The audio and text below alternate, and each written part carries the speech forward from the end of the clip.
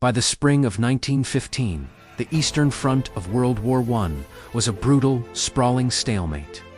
For months, the armies of Imperial Russia had been locked in a death grip with the Central Powers, Germany and Austria-Hungary.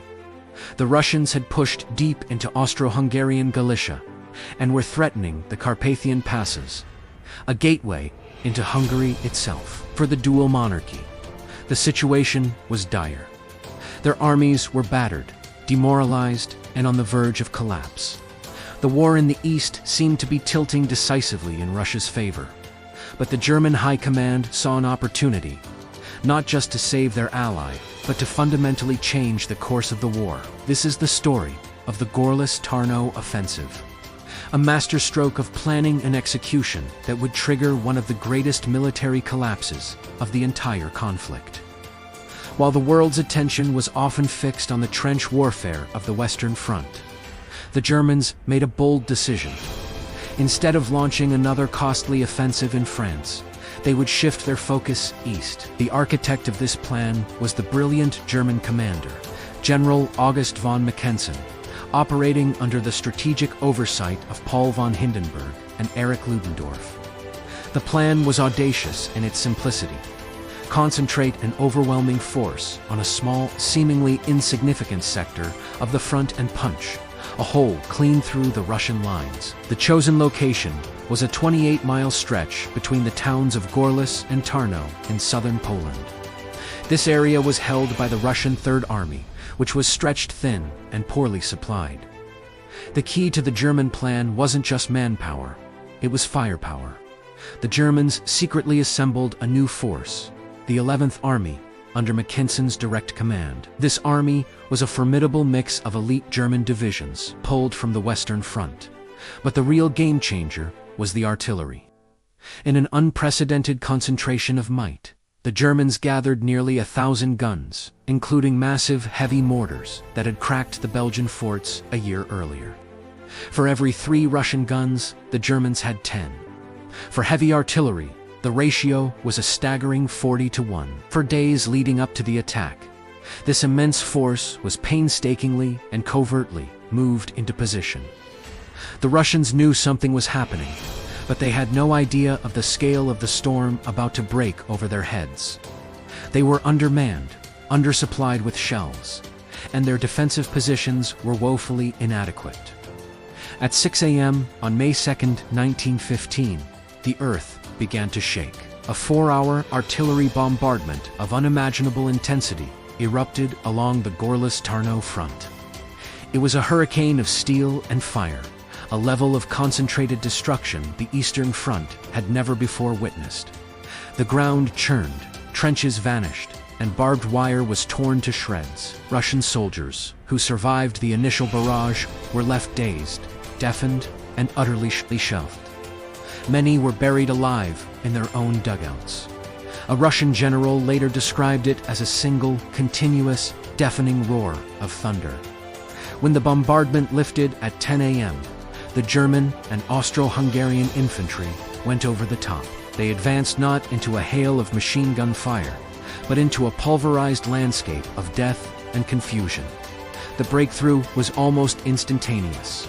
The Russian front lines simply evaporated.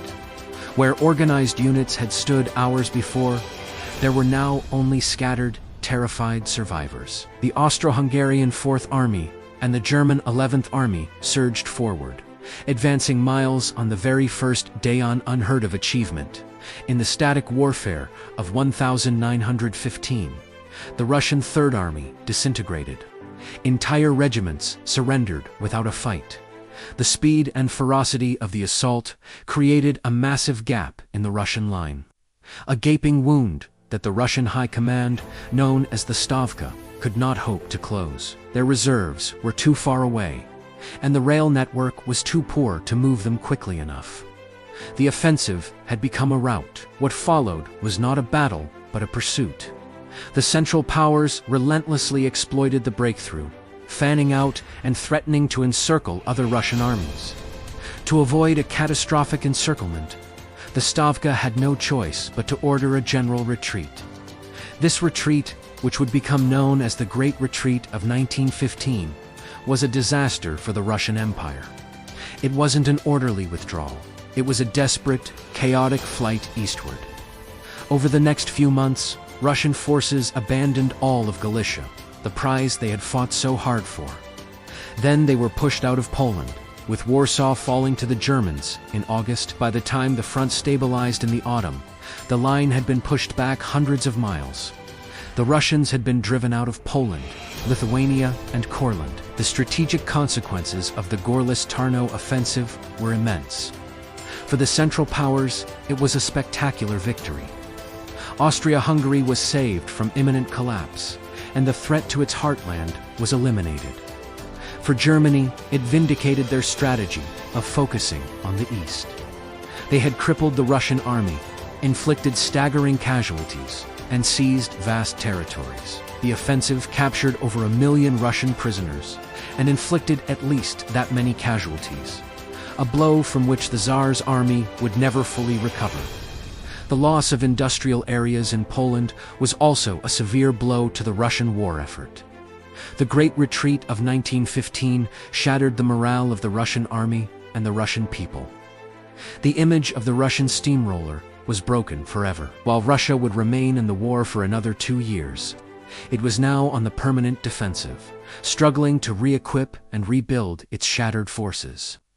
The seeds of the discontent that would eventually erupt into the Russian Revolution in 1917 were sown in the dust and chaos of this massive retreat. The Gorlice-Tarnow offensive stands as a textbook example of how concentrated force, superior firepower, and strategic surprise can achieve a decisive breakthrough, fundamentally altering the course of a war. It was a brutal, effective, and devastatingly successful operation that reshaped the Eastern Front and set the stage for Russia's eventual collapse. Thank you so much for watching. If you found this dive into military history interesting, please consider hitting the like button and subscribing for more stories from the great conflicts of the past. Let me know in the comments what other battles you'd like to see covered. See you in the next one.